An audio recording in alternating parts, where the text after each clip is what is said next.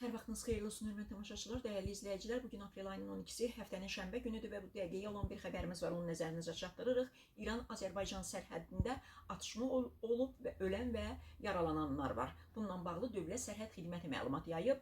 News 365 AS saytı Dövlət Sərhəd Xidmətinin məlumatına istinadən bildirir ki, Dövlət Sərhəd Xidmətinin Sərhəd Qoşunları Komandanlığının Göytəpə Sərhəd dəstəsinin xidməti ərazisində sərhəd naryadı tərəfindən 3 nəfər naməlum şəxsin İran İslam Respublikasından Azərbaycan Respublikası istiqamətində dövlət sərhədini pozması müşahidə edilib. Sərhəd zastavası silaha komandası üzrə qaldırılıb, xidməti ərazi tam qapadılıb. Sərhəd naryadı tərəfindən dayan əmri verilərək sərhəd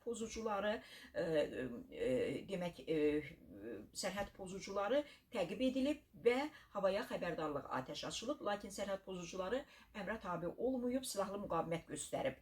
Sərhədçilərin həyatına qəsd etmək məqsədi ilə hətta atəşdə açıblar.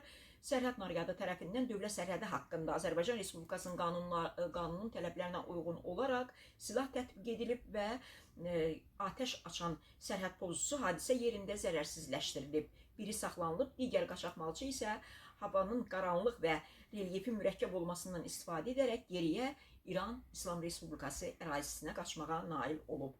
Baş vermiş hadisə barədə İran tərəfi sərhəd nümayəndələri xətti ilə məlumatlandırılıb. Fakt üzrə Azərbaycan Respublikasının Dövlət Sərhəd Xidməti tərəfindən zəruri istintaq tədbirləri davam etdirilir.